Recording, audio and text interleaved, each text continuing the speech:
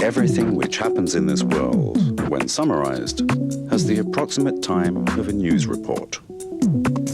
I believe that the events presented would lose their authenticity if they were given a longer form. Nobody would be able to believe a report presented in the time of 23.5 minutes, an undefined time on television.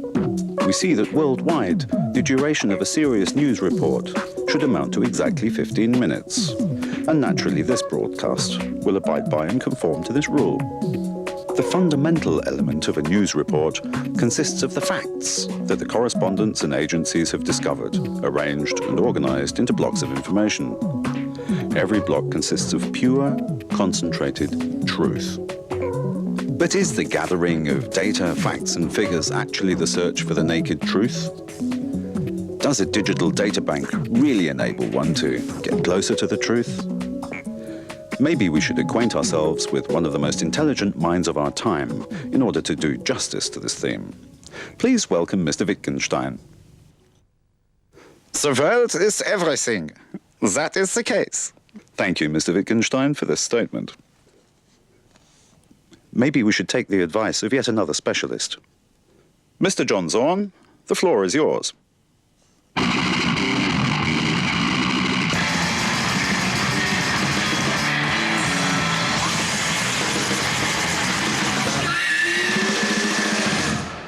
When, on the 31st of August 1997, Lady Di met her death, the following facts were disseminated to the public.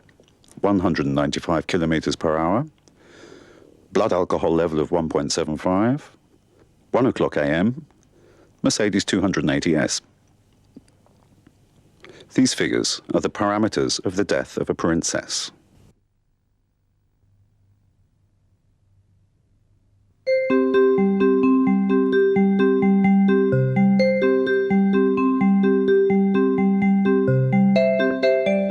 The suspicion that the British Secret Service was involved in the death of Lady Di still hasn't been eliminated.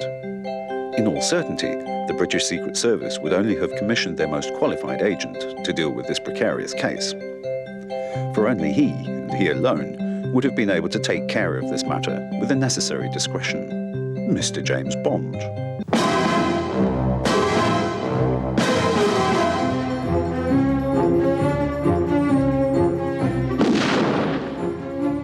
Before we involve Mr. Bond in this sequence of presumptions, one question has to be thoroughly answered. Can a fictional character intervene in the life of a real person? Until now, Mr. Bond has had nothing to do with real people. His struggle for world safety was exclusively against other fictional persons. We all know that James Bond's missions took him off to the remotest corners of the Earth, into the deepest jungles of our galaxy, and even to Paris.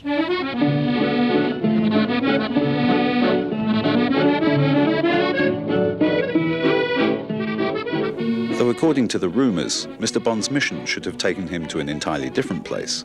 He was meant to eliminate one of our most menacing threats to world peace. James Bond's mission was to activate an atomically generated microtransmitter by pressing a button on his Rolex Submariner, which should have blocked the onboard computer situated in Saddam's dictator limousine. The space station Mir should have functioned as a temporary memory module, through which the lethal data should have been transmitted. Unfortunately, ever since the docking accident, Mir's energy system has been unreliable. Because the data current circulating between the transmitter and the receiver is not fault-free, the information James Bond instigated was misdirected. It seems the lethal data therefore didn't reach the onboard computer in Saddam's limousine, but rather affected the servo support mechanism responsible for the brake cylinder in Lady Di's 280S.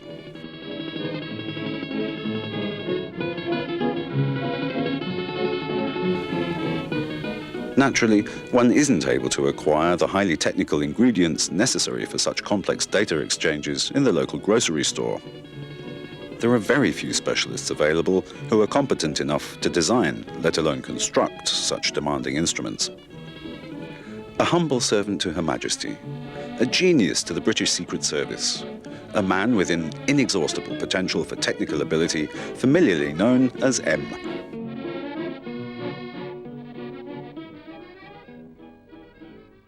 Let's acquaint ourselves with yet another theory, which we're simply going to call the fairy tale thesis. According to this thesis, the story of Lady Di has not yet been terminated.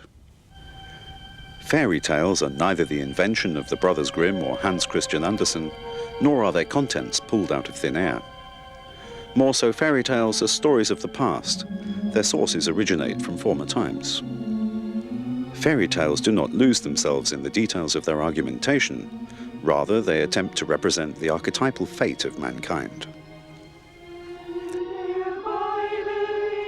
Remember, the most eligible bachelor in the world, lifting the innocent young maiden out of the masses, carrying her up the steps and into the land's greatest cathedral, where she became a fairy princess.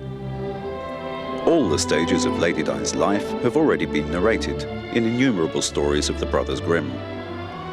If we really want to find out what happened, we must become accustomed to the structures of fairy tales. This knowledge might be comparable with an investigation into the secret documents of the British Secret Service. To put it bluntly, Lady Di is not dead. She has in fact only reached the stage similar to that of Snow White after having choked on the poisoned apple, or Sleeping Beauty after pricking her finger on the thorn of a rose bush and falling into a deadly coma. Compare Snow White's glass coffin with a black hearse which drove the corpse of Lady Di through the mourning streets of London. We have to be patient and wait until an earthquake or similar disturbance shakes the coffin and exposes the apple Lady Di metaphorically choked on. Wherever half-eaten apples lie scattered on the floor, we might suppose that Lady Di is in the vicinity. But before she reappears, she will have to sleep her 100-year sentence in a castle built of rose trees and ivy until her real Prince Charming rescues her with the kiss of life. Whom might it be who possesses such powers? Please, be our guest and take a guess.